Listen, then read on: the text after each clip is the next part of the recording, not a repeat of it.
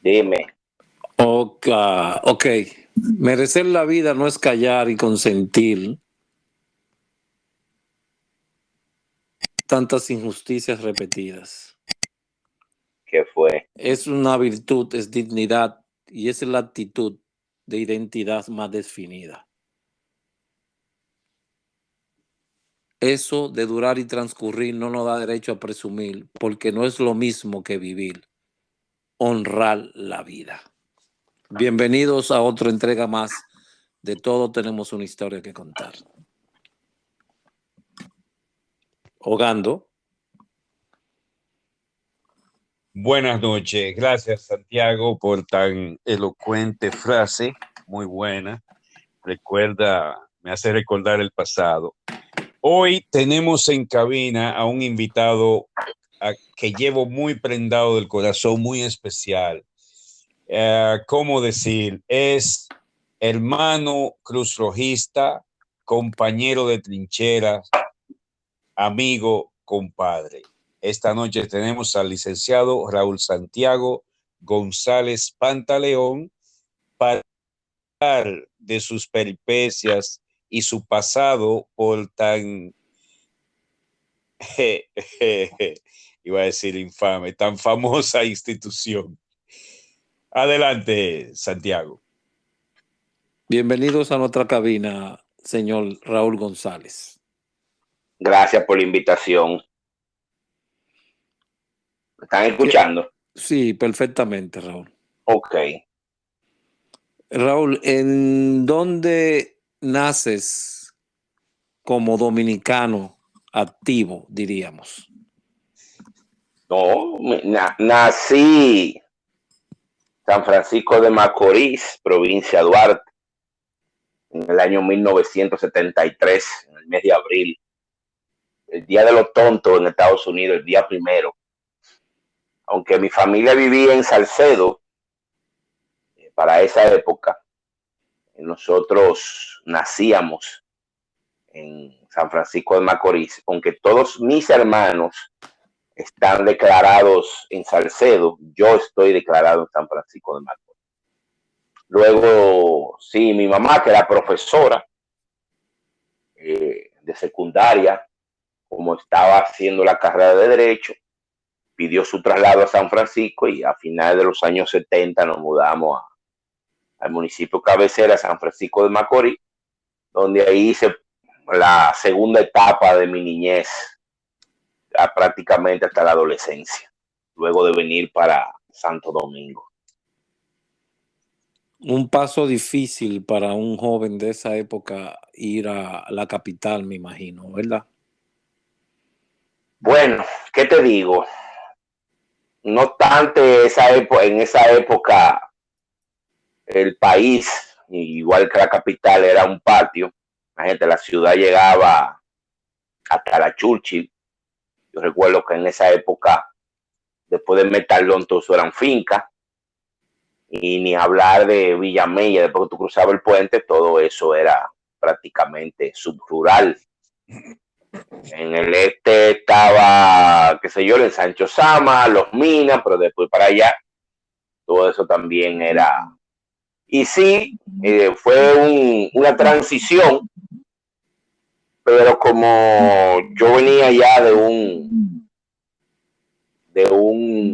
una sociedad con cierto nivel de violencia, como San Francisco de Macorís, el miedo no era una opción, ni el miedo a la dificultad, y bueno, uno tiró para adelante. Ok. Hogando, ¿alguna pregunta? Claro que sí. Quisiera saber, Raúl, porque pese a que tú y yo hemos compartido tantas historias juntos y nos conocemos prácticamente de cabeza a pies en navegar por la ciudad capital y diferentes actividades que desarrollamos juntos, me pica la curiosidad por saber de dónde atribuyes, te nace el sentido altruista. Bueno, es complicado decirlo, pero a la vez fácil. Lo heredé de mi papá. Mi papá era una persona bastante desprendida y siempre estaba pendiente del bienestar de los demás, incluso poniendo en riesgo a veces el de él y el de su familia hasta cierto punto. Y nada, o sea, como te digo, en esa época donde uno pasó la niñez y todavía el vecino le cruzaba el plato de comida al otro vecino cuando sabía que había malaria y así por el estilo, o sea que la solidaridad era común, o sea, no era algo extraño. Y nada, y a partir de ahí no fue fácil, no fue difícil, perdón, yo adaptarme a lo que fue el movimiento de la Cruz Roja en ese sentido. Recuerda que tu altruismo no es polifacético, porque no fuiste solamente a una institución allá a la Estepa de las Flores, también estuviste allá en el lugar de donde se toman las mangueras y participaste también ahí, si no menos recuerdo. Sí, sí. Pero ahí, bueno, ahí pasaron varias cosas. Yo, un momento de incertidumbre y de un ambiente, digamos, un poco tóxico en esa época, allá en Miraflores, decidí irme allá porque tenía ya unas amistades. Primero entré a la Guardia Voluntaria y nada, luego me picaron el ojo, me embaucaron para entrar a la unidad de rescate, en salvamento acuático y todas esas cosas, que era una élite, o fuera, siempre ha sido la élite del cuerpo de bomberos. Entonces, nada, imagínate con 18, 19 años, creyéndome inmortal y dueño del mundo, ¿qué ustedes creen que yo hice? Entonces, pasé a la Guardia Permanente y ahí estuve ahí un par de años hasta que llegó el momento de tomar decisiones. Creo que o brincamos, o tú fuiste primero Cruz Roja o en la Estepa de las Flores, o fuiste... No, Cruz Roja, Cruz Roja. Okay. Cruz Roja nunca ha sido ajena para mí. O sea, en mi adolescencia, al lado de mi casa, San Francisco Macorís, vivía Luis Fernando Tavera Stein, primer socorrista que yo conocí. Digamos, era como uno de mis hermanos mayores postizos, ¿verdad? En esta época uno se criaba patio con patio y él era parte del cuerpo de socorro de San Francisco de Macorís. Y luego yo estaba en el grupo de los Scouts y nuestra sede, luego que fue desalojada de un sitio que estaba, era en Cruz Roja.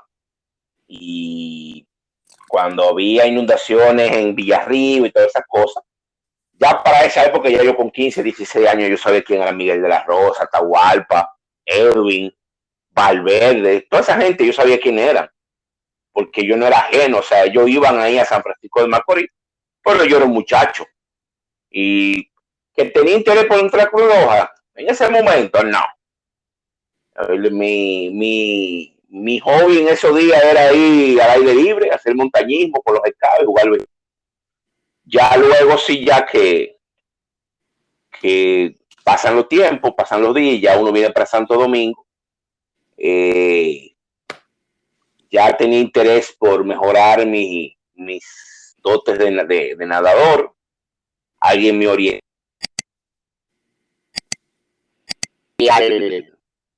al Centro Olímpico por orientaciones de un compañero de trabajo. En esa época, yo con 16, 17 años trabajaba en el Ministerio de la Educación, y ahí estaba el sargento Pérez Martínez, alias Pito, en paz descanse, y él me orientó de una estación de salvamento acuático, y yo fui para allá, y ahí conocí a un destacado hermano, tanto de Cruz Roja como bombero, Jesús Rafael Frías Reynoso, y es que él que me dice que cerca de ahí está la Cruz Roja, y yo digo, bueno, pues, y ahí me acerco, Y qué te digo, la historia es larga a partir de ahí. Y Bueno, eso pues fue... tenemos el tiempo para discutirla, pero la primera etapa tuya... Perdón, de seguimiento, Raúl, porque de acuerdo a lo que has dicho hasta ahora, me parece que eras muy joven cuando entraste a Cruz Roja, al Patio de las Flores. Demasiado joven. Y tu edad tal vez no debió permitirte estar en el grupo de los Chocorrica. ¿Qué pasó que te permitió ese puente, ese enlace a ese departamento? Bueno, una coyuntura desagradable para la institución. Ya yo del 89 iba de manera intermitente, por razones obvias. El departamento de juventud lo dirigía una señora llamada Elizabeth Félix, y Marco Pagán era director de socorro en esa época, y obviamente por mi edad y mi cara de niño, y me dejaban entrar casi. Y no, yo no estaba en bregar con el departamento de juventud y nada. Pero en el año 90 sucede, en el año 90 hago mi curso de primer auxilio, era en Neguyen Césped del instructor y Valverde. Sábado y domingo, ahí entró, ahí estaba en ese grupo Balasquide y Rafael, los hermanos Sánchez, los hermanos Arias, Leandro y Rafael, y unos cuantos más. Creo que Alexis Medo estaba ahí, entró y ya estaba en Cruz Roja, porque ya yo lo había visto antes. Y así rápido, no, dándole memoria, y pasó una situación a lo interno donde algunos empleados fueron cancelados que tenían influencia sobre el departamento de socorro. Destituyeron los dos directores, se expulsaron algunos voluntarios o sea, socorristas, y a partir de ahí muchos en solidaridad se fueron, se retiraron, y el departamento de socorro de la capital quedó prácticamente abandonado, salvo con algunas estructuras de dirección como Valverde, Miguel de la Rosa, que en ese momento lo ponen como encargado de operaciones. Edwin, como quizá el socorrista más viejo que había, estuvo ahí, que vivía todavía por ahí cerca, o sea, si él vivía todavía en el vecindario.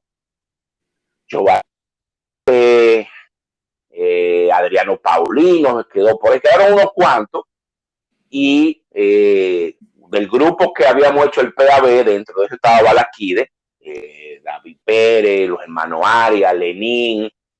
Ese grupo entró y yo me puse en la fila y me colé.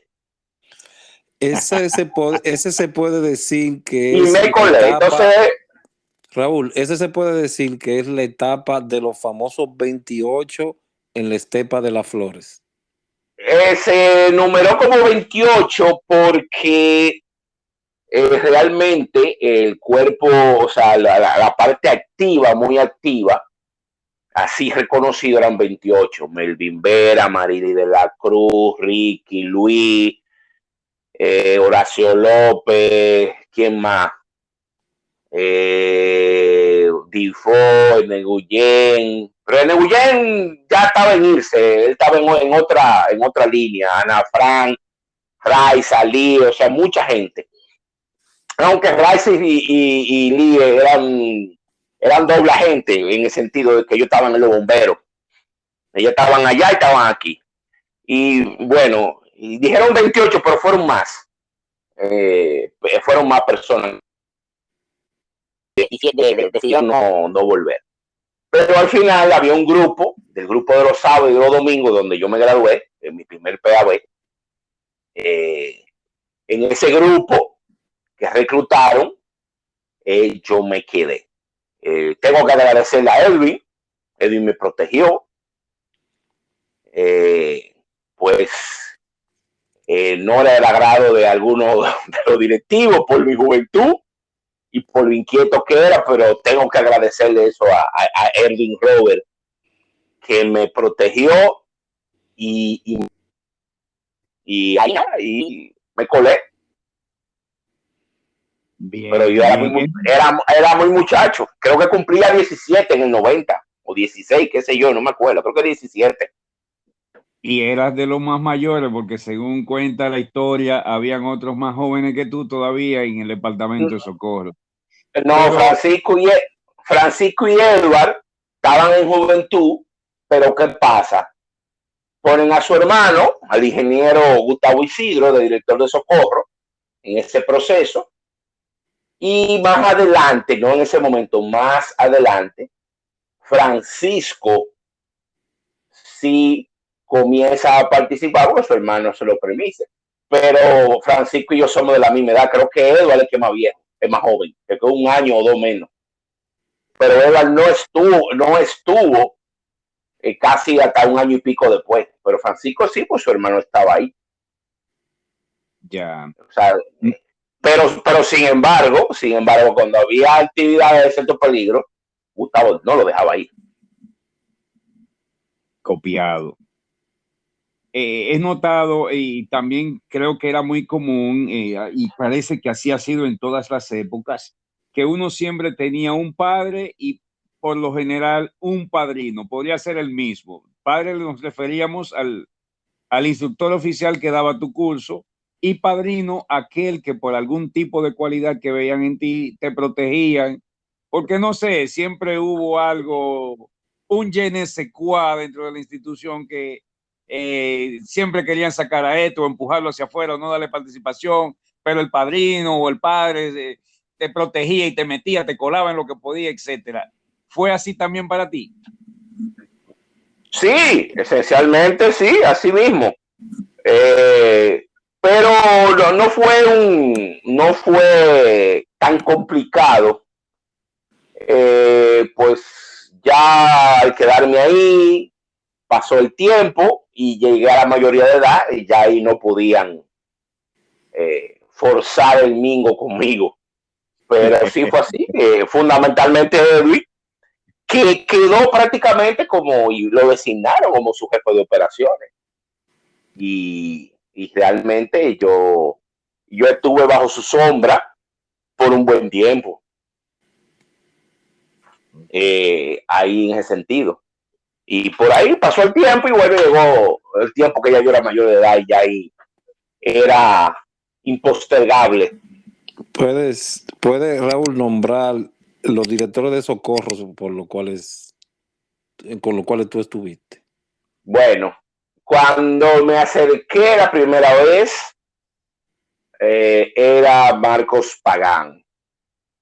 Ya cuando llené mi ficha oficialmente, creo que fue ese octubre, noviembre del 89, me parece, que llené la ficha. Inclusive recuerdo perfectamente que fue don Luis Hernández, que estaba ahí, que la oficina de socorro estaba ahí, donde una vez fue el dormitorio.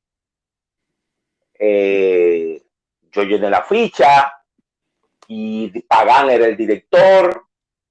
Bueno, llegó diciembre, en diciembre yo casi no fui por ahí, en enero ya me integré, comencé el primer curso y vino la crisis, que eso fue temprano, eso fue febrero, bueno, fue prácticamente un mes antes de Semana Santa. Wow. O un mes antes de Semana Santa, destituyeron a Pagán, pero a Pagán lo destituyeron antes de la crisis, lo que yo no recuerdo por qué fue. Me parece que fue por algún tipo de situación media complicada. Algo que no, o sea, algo no institucional, pero parece algo que rompió la barrera de lo ético, no recuerdo bien. Pequeña acotación ahí, era la época o eran las épocas en que los voluntarios abajo no nos enterábamos de nada de lo que sucedía en la segunda planta. Si tú no lo sabes, olvídate que eso no era de conocimiento común. Mira, creo que en algún momento lo escuché, pero realmente yo no me acuerdo. Lo que pasa es que Pagán era una persona muy... Yo no sé quién fue que enseñó a quién Él era muy estrambótico, muy, qué sé yo. Déjalo de esa manera. Sí, sí, o sea, te hablaba, como diría nuestro amigo Olivares, montando operaciones. Ok, Entonces, era muy operacional. Era muy operacional, entonces tú no sabías cuándo, dónde la verdad pasaba a ser ficción, dónde la ficción se convertía en verdad. Entonces, ahí yo no sé. Entonces, a él lo cambiaron. Quizá, quizá Valverde puede dar luz, dando luz a eso para ver qué fue, pero ya eso fue ahí. Me parece que tuvo que ver también con la destitución de la directora de juventud. Aparentemente yo tenía una relación personal que se tornó tóxica y por eso fue, ahora que me acordé, fue por eso, ya me acordé. Ok. ¿Quién era la directora? Después de Pagán, ¿quién sigue? No, ¿quién era el director de la Miraflores en ese entonces? Director. María Rosa. Ok. No, la directora ejecutiva. Directora ejecutiva. Eso fue, bueno, cuando yo fui los primeros días, era Nadine Curi. Okay, y sí. cuando ya estaba en proceso estaba la doctora Briel. Habían designado, no me di cuenta cuándo pasó eso, cuando fui la primera vez, los primeros días de Nadine Curi, y luego que estaba en otras cosas, estaba todavía jugando béisbol con la Liga Manuel Mota, estaba nadando, casi no usaba, qué sé yo, pasaba una vez cada 2 meses. Pero perdón, quiero retomar porque alguien hizo una pregunta primero, luego en el medio de la respuesta hizo otra pregunta.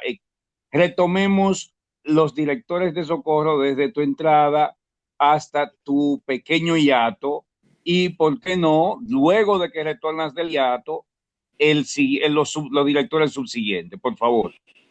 Bueno, Pagán, Gustavo, luego Máximo Canela, ahí yo salgo un tiempo, casi 2 años, pudiera ser, qué sé yo, 2 años, 3 años, no recuerdo, tengo que calcular bien. Sí, cuando regreso y le pido entrada a Edwin, que era el director. Luego de Edwin ponen a Sergio, me parece, ahí ustedes me pueden ayudar. Claro. Edwin vuelve y sustituye a Sergio. Después, ahí yo perdí porque hubieron tantos cambios ya a finales de los 90. Creo que ahí fue Miguel en un momento. Después de Miguel, creo que pusieron a Máximo otra vez, volvió y salió. No, Máximo lo pusieron fue ya con Ligia. Lo pusieron un tiempo y pasó una cosa y lo sacaron por la puerta de atrás. Ni cuenta nos dimos cuando lo sacaron. Pero realmente después, cuando llegó ya el periodo de Ángel Almanzar, ahí se me perdió la cuenta realmente, porque hubieron muchos cambios. Ahí volvió Sergio. Ahí es que vuelve Sergio. Sergio estuvo en el 96, 97, por ahí, en el 98 volvió. Exacto. Porque lo sustituyó Edwin por un tiempo. Volvió María Rosa, lo ponen a él. Entonces Almanzar vuelve y Almanzar lo tiene ahí un tiempo hasta que creo que estuvo ahí, no recuerdo hasta qué tiempo. Y que para el huracán George fue en el 98, 99, me parece, que yo no, 98. Ya Sergio no estaba, quien estaba de director era Miguel de la Rosa. Lo recuerdo perfectamente porque en esa época él tenía una lesión en una pierna. Sí. Y él dormía allá y andaba en muleta y él era el director. Después yo no recuerdo después. Okay. No sé si Papito luego sustituyó a Miguel en algún momento, otra vez, y luego yo no sé si JM en algún momento ocupó la posición brevemente. Sí. Luego vino Ligia en el 2000 y ahí yo perdí la cuenta ahí yo perdí la noción del tiempo. Me parece que ahí me parece que pusieron a Papito, luego pusieron a Canela, y después no, después yo pues yo perdí Sí, ahí. Pero yo creo que el que tú fue un periodo rápido y furioso. Sí, sí, cambiaban el director con mucha frecuencia. Sí, pero y como habíamos perdido, habíamos tenido la independencia de que ya estábamos como un comité del distrito y no dependíamos de la dirección así directamente, como que ya llegó un momento en que no, yo no le presté mucha atención, no nos importaba. Pero Papito tuvo varios años. Sí, pero hasta que pusieron a Sergio, y Sergio estuvo ahí bastante tiempo, hasta que eso, yo no sé lo que es ahora eso, o sea, cómo que están manejando eso. Yo sé que hay un muchacho nuevo que se llama Álvaro, él fue conmigo a Haití. Yo creo que tiene potencial, pero más de ahí no sé. Ok, para dar honra a esos señores del fuego, porque tuviste un tiempo ahí, podrías extrapolarte allá y entonces hablar un poquito también de esa rica aventura que tuviste ahí también. Digo yo, porque aunque estemos en el espacio de las flores, también le toca un poquito de espacio también al fuego, creo yo, ¿verdad? Porque fuiste del fuego por ¿cuántos años? Fue como por casi 3 años más o menos, y duré uno en la voluntaria y duré casi 2 en la unidad de rescate. ¿Pago? ¿Te pagaban por eso? Sí, como estaba unidad de rescate me pagaban. De hecho, en esa época, unidad de rescate, un raso ganaba más que un policía. Ok. Ganaba más que un policía. Un policía ganaba 500 pesos y nosotros ganábamos 700, más un especialismo de 300 pesos. Yo cobraba casi 1,000 pesos en esa época. Mucho dinero. ¿Y tuviste muchas capacitaciones ahí, Raúl? Mira, capacitaciones formales no la tuve casi. Ahí realmente fue quizá para mí la mejor escuela. Puesto, claro que sí, había entrenamiento, es decir, o adiestramiento, o sea, no había una carpeta formal, organizada y formal, ¿verdad? Con un programa de estudio como lo teníamos en Cruz Roja, sino era por gravedad. O sea, hoy va a Manguera, vamos a trabajar Manguera, hoy vamos a hacer rapel, vamos a hacer rapel. Te daban quizás algún folletico, una cosa. Vamos todos los fines de semana había entrenamiento en el mar, buceo, rescate acuático, tiro del anillo, rescate de inmersión, todas las cosas, o sea, había de todo. A veces no íbamos a la estación 3 y ahí había práctica de extinción de incendios, o sea, no había una formalidad en el entrenamiento, sí había academia siempre, como se le llamaba, pero mentira. Era más adiestramiento que otra cosa. Fundamentalmente cuando había nuevos reclutas. Ok, pero no había un entrenamiento diario de natación ni nada. Era solamente nadar los fines de semana y ya. No era nadar. No era nadar.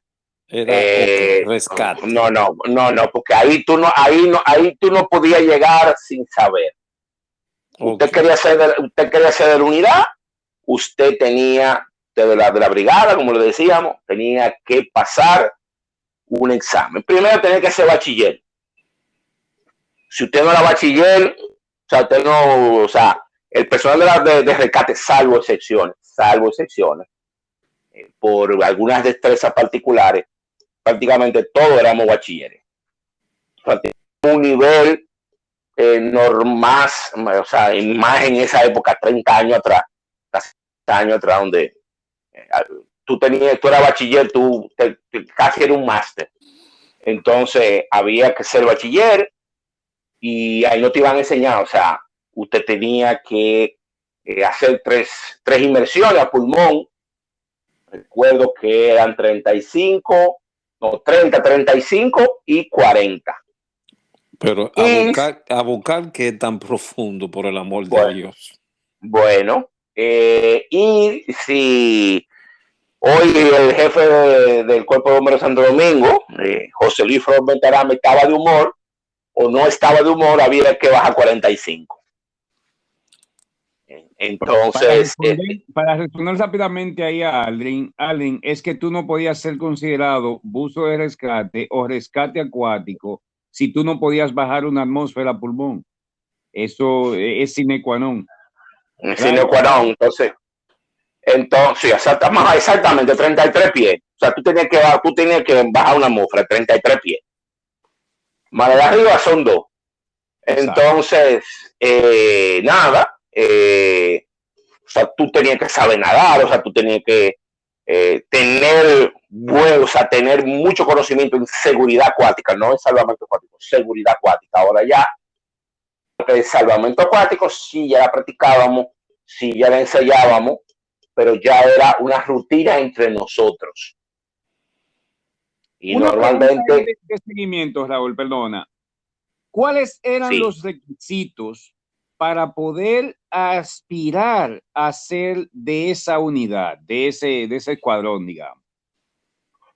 Lo primero, eso era como la mafia, o es como la mafia. En esa época era como la mafia. Ahí no entraba todo el mundo y después que tú entrabas, a ti no te dejaban salir. Tú tenías que irte del cuerpo. Salvo excepciones, todo el que entró en la unidad, para poder salir de ahí, tenía que irse a los bomberos. El requisito, como te dije, normalmente la mayoría son reclutados desde afuera. En excepciones, algunos que ya están, que son bomberos, han pedido entrada. Han pedido entrada. En el caso mío, yo fui reclutado. Yo estaba cuando era voluntario, estaba en la línea de fuego, pero ya por Ricky Fría, que había sido ya sargento de la unidad de rescate, pero ya estaba en lo voluntario, estaba trabajando en otra parte, también me orienta y yo también participo en la unidad de rescate. Entonces, había un grupo que íbamos y ellos seleccionaban entonces, en esa época quien era el comandante era Juan Eduardo Espinal, Arias Blanco. Él se fue de los bomberos, se quedó Mamerto. Mamerto yo no le gustaba mucho y me tuve que quedar un tiempo apagando fuego en los voluntarios. Mamerto se fue por un incidente que sucedió, él y otra persona, otro de la unidad de rescate de los bomberos, y ahí también se dio una coyuntura desfavorable que me benefició a mí. Entonces se abrió el reclutamiento, ya Erame me conocía, ya habían hablado conmigo, ya yo había participado con ellos. Ponen a Felipe Bienvenido Santiago Peguero como comandante de la brigada, y eso me abrió el camino y yo entré al pool para examinarme, pasé, inclusive el mérito que me abrió mucho la puerta era la parte de que yo manejaba el tema de las emergencias médicas, que la unidad de rescate eso casi se practicaba. Y llegó un momento que quien llevaba la voz cantante en un accidente era yo, inclusive por encima del sargento o del oficial que andaba. O sea, después que ya yo estaba oficialmente en la unidad, a los pocos meses ya, o sea, había una rutina, si había un accidente, Erame era mi comandante, era sargento B3 y él, pues, Raúl, a mí era que me tocaba, o sea, la decisión no la tomaba yo. En esa parte. De esa experiencia ahí, hubo a alguien utilizando, como dicen por ahí, en la nueva temática de influencer, que te influyó estando en los bomberos, que tú viste a esa persona y dijiste, cónchole, quisiera ser como esa persona, si ese tigre sabe nadar, sabe de rescate, sabe todo, algo así. Mm, Por ahí que me quiero No, perfilar. no, yo siempre anduve detrás de la sombra de Ricky, de Jesús Rafael Frías. O sea, el nivel de las capacidades de Frías, en todo el sentido de la palabra, son enormes. Eh, Frías jugaba polo, fue entrenador del equipo de polo, eh, nadador por excelencia, muy competente, muy capacitado, siempre un paso adelante. Yo siempre estuve tras su camino, o sea, él me trazó el camino yo lo seguía a él, o sea, lo usaba de guía en ese sentido, porque era muy competente. Y un Es, caballero. ese era tu guía. Y dentro de las capacitaciones hubo alguna en esa etapa bomberil que en verdad te tocó aquellas partes internas que nos vuelven un poquito más humanos.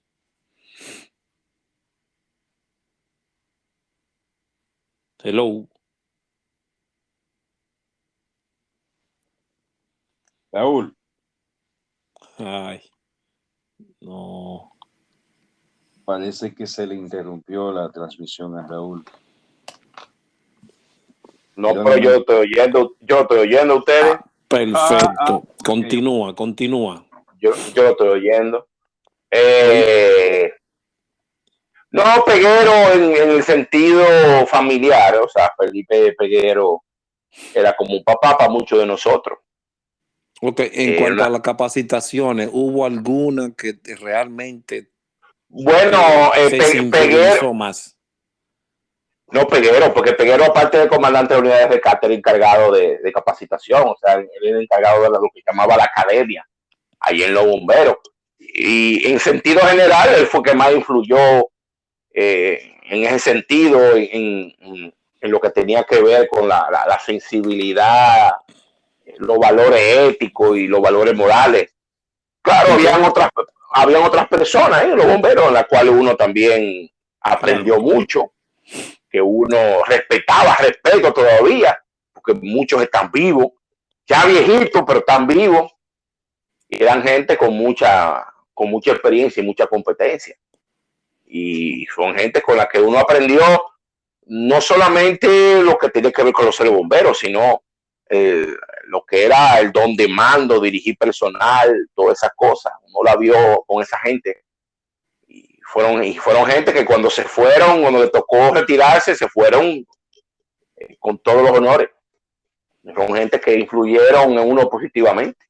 Como por ejemplo el comandante Coma, Manuel Aníbal Coma, que era una persona con unos valores éticos de lo que deben hacer las cosas y una disciplina íntegro. Y cómo él dirigía todo lo que tenía que ver con la Guardia Permanente, que un tiempo se llamó así, que después se llamó Área de Operaciones. Y él era, o sea, una persona que también influyó mucho de manera positiva en lo que soy yo hoy. Ok, ¿qué tiempo? Bueno, me dijiste 3 años. ¿A qué se debe entonces ya tu partida de los bomberos? No, ya la universidad, yo entré a estudiar en la universidad. El horario, eh, en algún momento se estuvo hablando de que iba a haber un tercer grupo de la unidad de rescate, o sea que nosotros trabajáramos un día sí y dos no. Eso nunca ocurrió, por razones que no hay que discutirla aquí. Y nada, ya yo tenía 2 semestres en la universidad, eso se me complicaba mucho. El primer semestre a mí no me fue muy bien, parte de las materias de ciencia dura la tuve que dejar. El segundo semestre iba por el mismo camino. Entonces, como le dije anteriormente, la unidad de rescate era, no sé si todavía es así, como la mafia. Ahí no entra todo el mundo y el que entró no sale. Entonces, yo había pedido salida para quizá irme para una estación, porque normalmente el personal de unidad de rescate es muy atractivo para los comandantes de la línea de fuego, porque son gente muy competente, pero a nosotros no nos dejan salir, y más los alistados no nos dejan salir. Ya con los oficiales sí, ya después de cierto tiempo, pues ya están viejos, que no les digo qué, pues lo dejan salir, pero los alistados mientras están jóvenes, para usted salir tienen que renunciar. Entonces pasó el tiempo y no, llegó el tiempo, tomó una decisión y nada, pues yo salí pues, en muy buen hotel, o sea, sin ningún tipo de situaciones. Luego sí, ya yo volví a entrar a Cruz Roja, porque estaba Edwin, pero mantenía buenas relaciones, pero en ese tiempo cambiaron luego, meses después, un tiempo después cambiaron al jefe de los bomberos, creo que pusieron a alguien apellido Arriaga, y parece que el ambiente se puso un poco tóxico, y bueno, ¿no? La relación allá con el cuerpo se fue enfriando, ya que estaba en la universidad, estaba metido más en Cruz Roja y ya, o sea, no era el mismo ambiente de que yo iba a cualquier momento, no había problema. Entonces, no volví más. Ya ahí terminó mi relación con los bomberos, así eventualmente, cuando ahora pusieron a Erasme, yo fui a saludarlo y a felicitarlo, tuve un rato, a veces hablan por teléfono, pero yo ya no tengo así una relación ya directa con ellos. Y mira que la mayoría de los que estaban dirigiendo fueron gente que fueron promoción mía todos. O algunos fueron comandante mío en algún momento. Ya ahí regresas entonces a Sí, Miraflores. ahí regreso a Miraflores. Allí volvemos otra vez a involucionar, a comer, a alimentarnos de bayas y frutas dentro Más o del menos. patio, algo así. Más o menos. Más o menos. Sí. Entonces ahí entras, regresas y ya como que entra al voluntariado, tiene alguna posición o simplemente entra al voluntariado. Vuelvo y digo, a él yo le debo mucho. Yo le pedí entrada, él pudo haber dicho que no, pero dijo que sí. Y me reconoció todos mis años. Y yo no entré con un rango bajo, yo entré con algún puesto de mando, si podemos decir, entré y nada, ustedes saben la historia, porque ustedes estaban ahí. Y sí, cuando se estableció el sistema de rayas en los carnets, creo que automáticamente ostentaste la roja o estaba muy cerca de la roja. No, la verde. Yo tuve verde, fue la verde que yo entré, yo nunca tuve la roja. Lo que pasó fue que en algún momento, creo que en esa época tú saliste, te fuiste de vacaciones,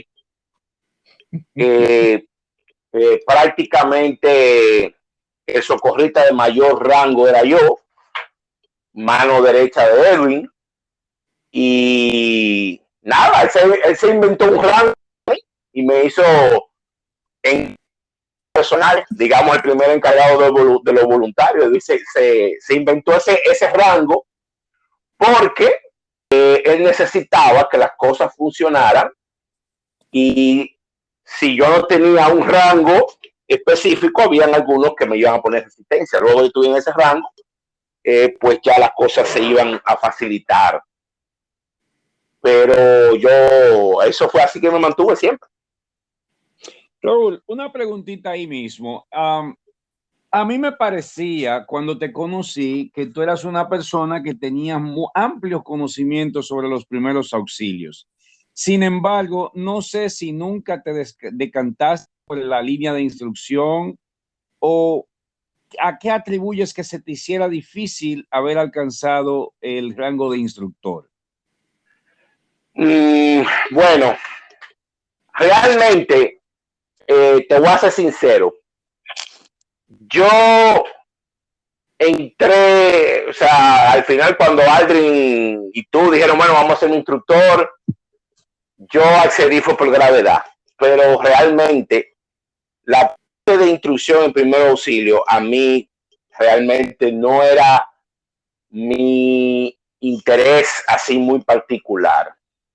Además de que Alejandro Valverde normalmente le daba prioridad a los muchachos que estudiaban medicina.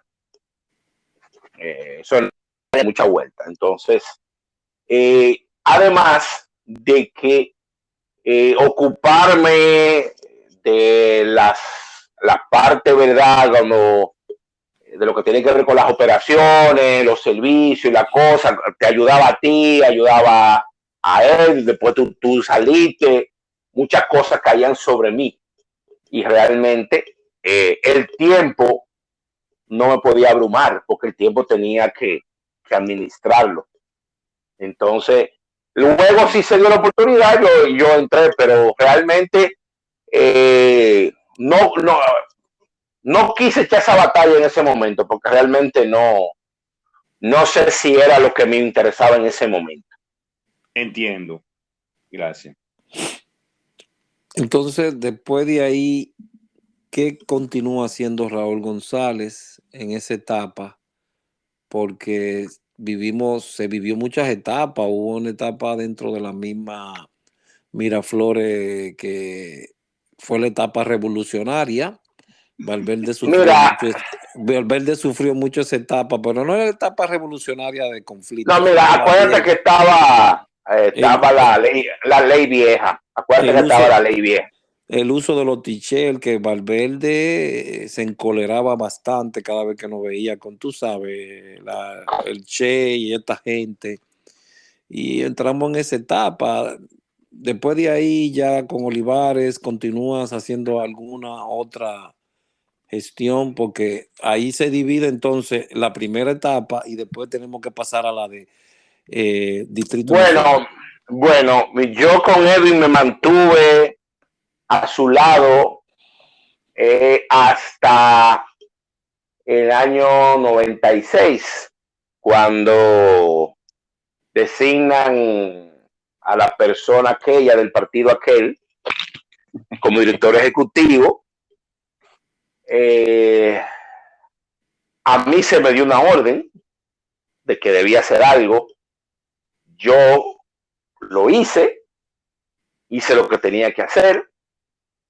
Recuerdo que vino la policía. Ahí estaba inclusive el hermano Polanquito. Había un grupo. A mí se me dio una orden. Hay que hacer tal cosa.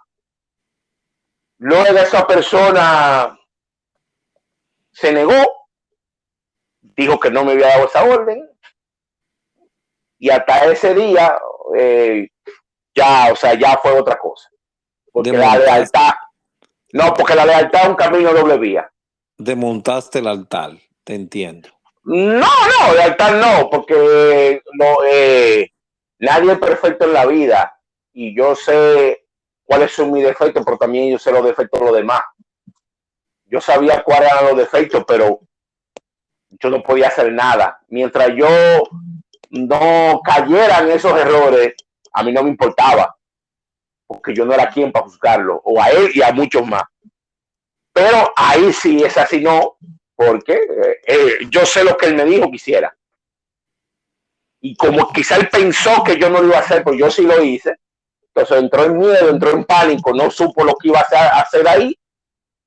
Y bueno, y ahí tomamos un camino diferente. Creo que estuvimos juntos en esa actividad, pero cierto, es cierto. A partir de ahí yo también empecé a ver dicha persona con otros ojos.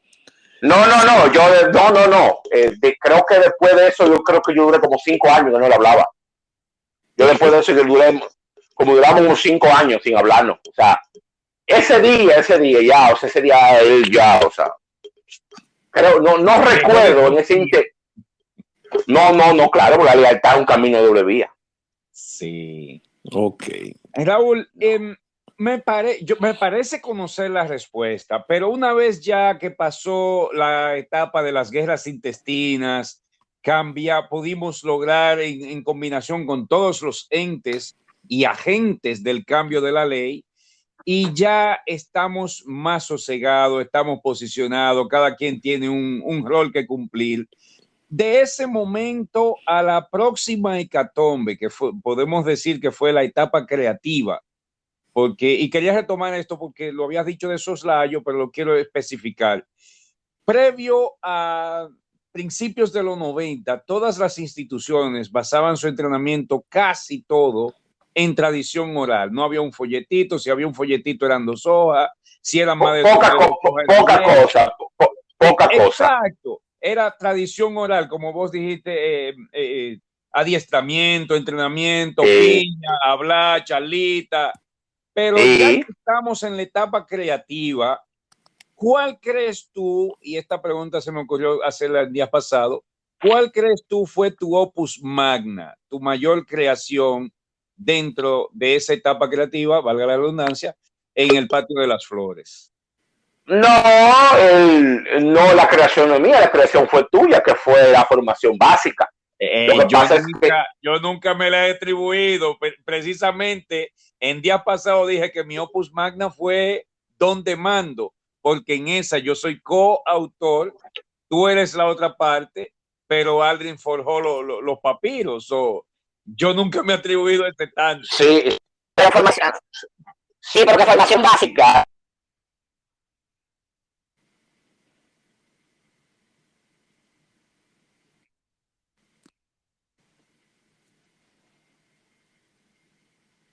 Yo no te escucho. Si puedes repetir, por favor. ¿Me escucha ahora? ¿Aló? Ahora sí. Sí. Ahí sí. Que te digo que yo, o sea, para mí fue muy fácil, a partir de las 2 o 3 hojitas que tú hiciste, del plan de lo que era la formación básica, más allá de las transformaciones que le hicimos.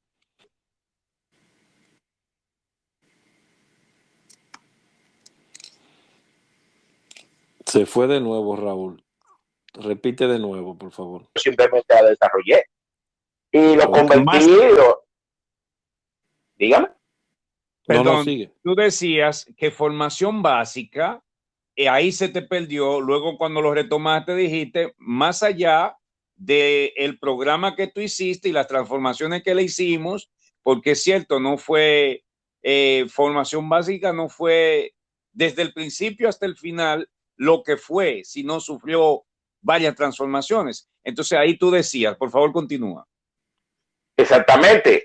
A partir de ahí, o sea, para mí fue muy fácil y formación básica se convirtió, digamos, en el buque insignia del Cuerpo Socorro, porque se daba un fin de semana. O sea, tú podías, en un momento de crisis, tú tener un personal con un mínimo de competencia para trabajar. Y eso se dio, y pese a la resistencia de algunos sectores a lo interno, el curso, o sea, la capacitación se instauró y era una herramienta elemental, o sea, no básica, elemental del Cuerpo Socorro. Cierto, entonces podemos concluir que la coautoría del FOBAPES fue tu opus magna. Sí, habían otras cositas más que uno hizo, que uno desarrolló, pero que eran cosas que no fue que uno se le inventó, que simplemente uno la adaptó y la puso a funcionar. Correcto. Lo que pasa es que a veces la gente cree que con cosas complicadas hay que uno trasciende, a veces con una cosa sencilla ponerla a funcionar se hace más. Totalmente de acuerdo.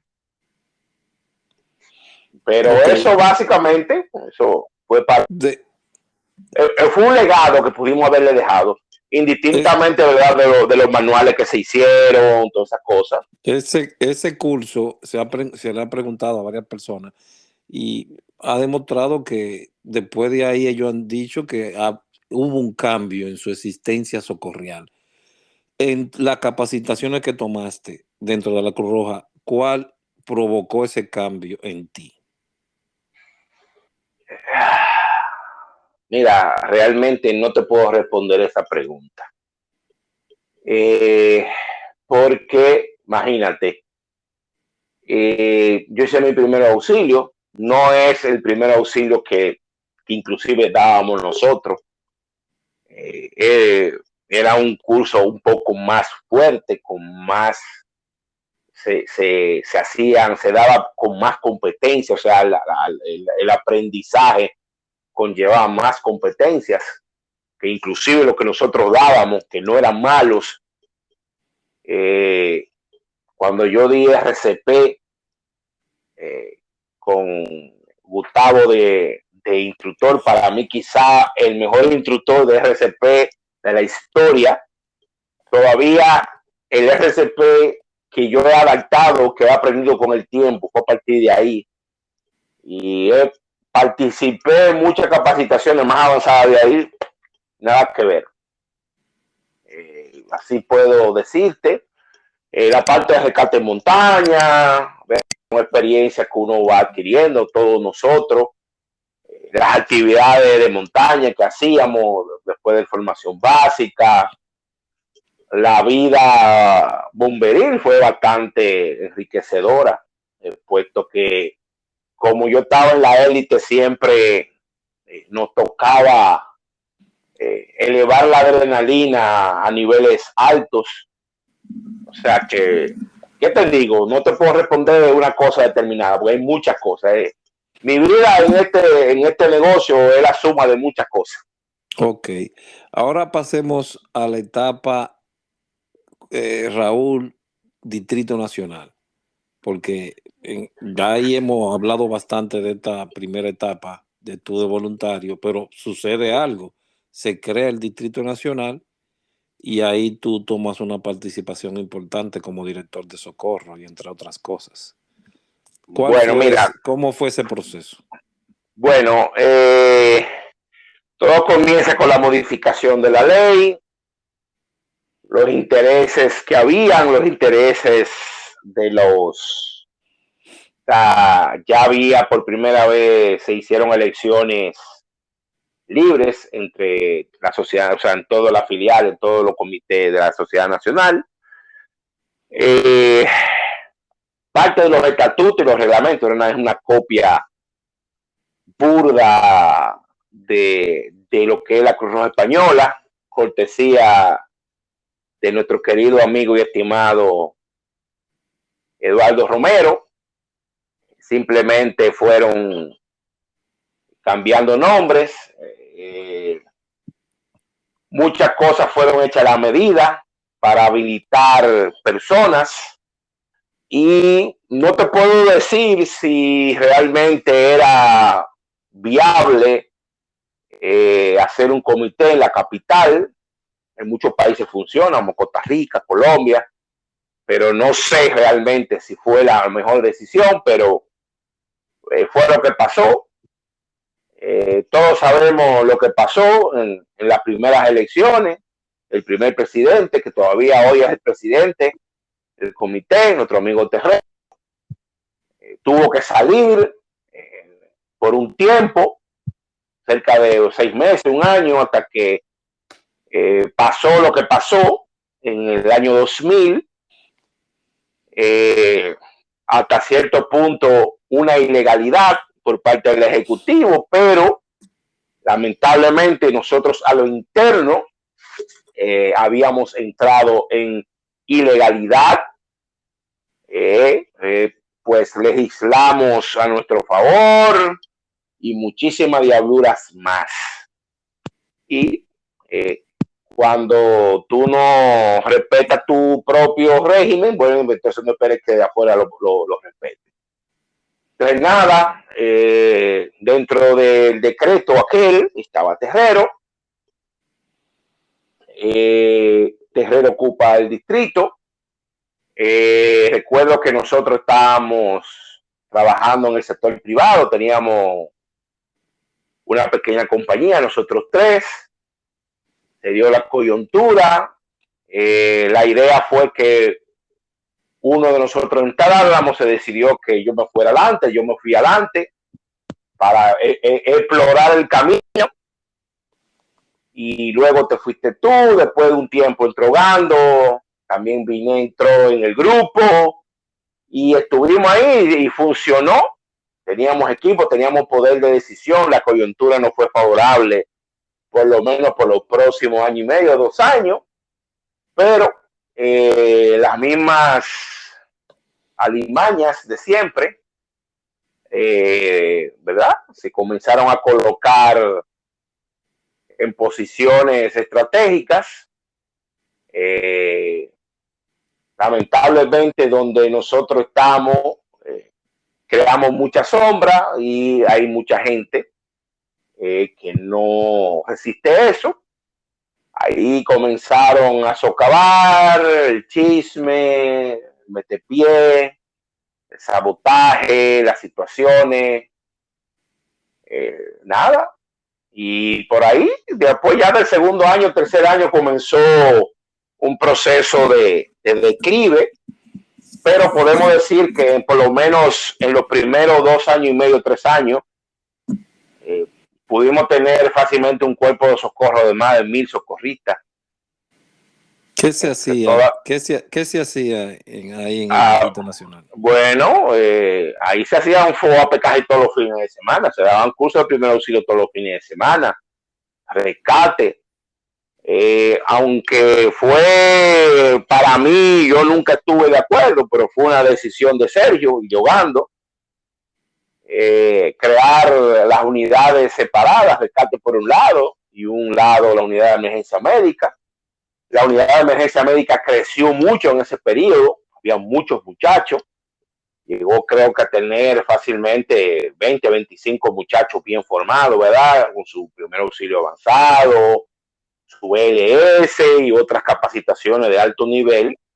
Creo que en un momento entre aspirantes y activos habían como 40 o 50 miembros. Sí. Yo te estoy diciendo lo que tenían. Inclusive veía una foto en estos días y de que creo que fue una grabación de hecho, y ahí creo yo conté como 20 y pico. Las grabaciones que se hacían bastante grandes, unas 50, 60, 100 personas. Nosotros por lo menos en esa gestión, Aldrin, tú, yo, Viné, y todos los que nos ayudaron, que estuvieron ahí colaborando, así a ojo de buen gallero, fácilmente se capacitaron, bien capacitados, más de 1,500 socorristas. Sí. De todo el Distrito Nacional. No, y de otros pueblos iban. Y también Vine iba, tú ibas, pero lo que tenía que ver en el Gran Santo Domingo, yo estoy seguro de que más, pero así rápidamente, dándole rewind a las actividades que hacíamos, las graduaciones multitudinarias, habían 100, 200 muchachos ahí en la sede. Y pudiéramos ver que sí, que por lo menos de 1,200, 1,300 muchachos fueron capacitados a lo largo de 3 años. Después, bueno, el país entró en crisis, vinieron situaciones, ya vino un cambio de gobierno en el 2004 y la situación se puso peor hasta que poco a poco todos fuimos saliendo, y yo salí, que me he quedado ahí, porque estoy ahí todavía en la parte directiva, pero en la parte de socorrial ahí participé un poco hasta que yo hice mi última misión en el 2010 en Haití. Pasaron una serie de eventos en el cual me llamó a reflexionar. Eran cosas que ya yo sospechaba. Me llevaron a reflexionar, prácticamente a dejar el movimiento por cosas que vi en Haití, y lamentablemente la presidencia del movimiento en manos de los españoles fue una etapa funesta, muy funesta para el movimiento a nivel general. que vino a subsanarse hace unos cuantos años cuando se designó a nuestro maestro inventor Walter Cotes en la Secretaría General de la Federación para las Américas. Y bueno, y él está en la ONU ahora como colombiano, ¿verdad? Colombiano. Sí, colombiano. Entonces, en Haití yo tuve situaciones de enfrentamiento con delegados internacionales por distintas situaciones que no voy a discutir por esta área, pero realmente vine bastante desanimado no de la sociedad nacional, sino ya del movimiento en sí. El movimiento se convirtió en un instrumento para buscar fondos. Un instrumento entonces, para buscar. Raúl, entonces dentro del Patio de las Flores tú trascendiste bastante porque llegas como voluntario raso, te conviertes en socorrista, pasas a una unidad élite dentro de una institución hermana, vuelves a la institución que te ven hacer, sirves como directivo, luego diriges un importante departamento para, creo, al final servir entre una dualidad de miembro del parlamento más alto y también así impromptu, cuasi delegado, ¿no? Sí. Pero ya después del 2010, cuando yo regresé de Haití, ya me ofrecieron irme y yo decliné, o sea, porque realmente lo que vi ahí, realmente yo dije, no, esto está infestado de muy mala manera. Entonces, todas estas situaciones que se han seguido dando en los últimos 20 años en el movimiento, todas estas situaciones, lo que pasó recientemente, donde se dieron golpes, o sea, inclusive hablé con nuestro hermano fallecido, que en paz descanse, nuestro amigo Sergio, que no sé cómo fue, dónde fue que nos perdimos en el camino y llegamos hasta ahí, donde el movimiento se convirtió en una pandilla. Me pregunto. En una pandilla, o sea, una cosa, o sea, fuera de no tiene nombre. Y si fuera nada más aquí a la Sociedad Nacional, yo diría, bueno, ok, pero lo que vive en Haití, no sé cómo estará ahora, creo que sí, que se tomaron algunas medidas. Por eso fue que quien era secretario general de aquí de la Sociedad Nacional fue obligado a salir. Fue un mandato desde Ginebra. Él y el de Panamá y dos o tres secretarios más que tenían, parece, un consorcio, para no decir otra cosa más fea. Y entonces sí, o sea, el movimiento realmente cuando Del Toro subió ahí, a partir de ahí, y da pena que uno le echaba peste a esos noruegos, pero mientras los noruegos se mantuvieron dirigiendo los destinos de la federación funcionaba. Pero luego, al llegar los españoles, eso se fue a pique. Las cosas van cambiando, es irremediable. Y bueno, traen procesos en que, como ahora, tal vez pasó la etapa ya de la zafra para algunos y ha vuelto todo de nuevo a la normalidad. En tu paso por el Distrito Nacional, ¿te sientes satisfecho con lo que lograste ahí entonces? Los primeros 2 años sí. Los primeros 2 años, 3 años fueron bastante fructíferos y me siento bien conforme. Pero ya los últimos años no. Los últimos años lo considero fallido. Quizá una parte por mi culpa, otra parte por la circunstancia. Llegó un momento en que ya yo no tenía aliados, estaba solo o estaba aislado. Ya había una disposición bien clara de hacerme brincar, de hacerme salir. en efecto al final lo lograron, que debía haberlo hecho antes. No sé, o sea, quizás mi error principal fue querer demostrarle a 2 o 3 de nuestros amigos, algunos ya fallecidos, que no podían conmigo. Pero debí adoptar la filosofía de mi compadre. Donde a mí no me quieren, yo no estoy.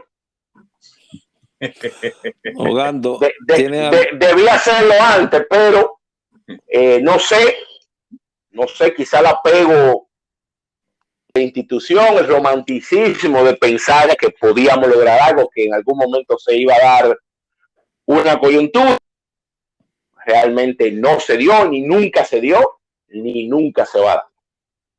Exacto. Como sabrá Raúl, siempre damos 1 hora, no hemos pasado un poquito más. Ogando, ¿tiene alguna palabra finales que decir, por favor? No, solamente eso, sí, lamento que Raúl lo forzaran a trabajar de esa manera, porque en el momento que empiezan a desmontar tu equipo, ya lo que viene no es bonito. Y entiendo tu sentimiento de querer perdurar lo más posible, no solamente por el de yo te voy a demostrar o yo sí puedo, sino también protegiendo tal vez la generación futura, la generación que viene subiendo. Coño, me gustaría ver a este muchacho terminar esto, me gustaría ver a este muchacho en aquella, en tal posición. Y eso hace que muchas veces uno se sobreextienda. Entiendo a cabalidad, hermano, pero sí, yo noté eso y es cierto, donde no me quieren yo no estoy, simple. Raúl, unas palabras para cerrar que tengas que decir. No, gracias por la entrevista. Espero que les sea de utilidad. Y nada, esa etapa quizá fue una de las mejores etapas de mi vida, esa y la de la universidad, aunque prácticamente fueron juntas, fueron paralelas. Y nada, pese a que muchos de nuestros amigos, hermanos socorristas, continúan con su apego a la institución y de que en algún momento podremos abrir las puertas nuevamente y volver a hacer lo que era antes, no soy tan optimista. Lamentable, pero como le dije, en algún momento se perdió el camino y no nos dimos cuenta. Bien, queremos darle gracias a Raúl por su tiempo, para permitirnos saber más de él, Ahogando como moderador, y a los oyentes que cada día están escuchando más y más nuestro podcast. Y recordarles a algunos de las personas que hemos tratado de contactar que han dicho que sí, han dicho que no. Recordarles que una vez fui a un museo y a ver una obra bastante antigua. Creo que era de Monet. Y allí, al acercarme a esa obra, vi la eternidad. Hay cosas que se graban a lo eterno y son las cosas que usted puede crear. Y una de estas es esta memoria histórica. Esto es un paso a la eternidad. Le invitamos a ser parte de eso. Solamente tengo que decirle muchísimas gracias y espero seguir contando con tantos amigos. Gracias por escucharnos. Antén Podcast con el pasado. Gracias.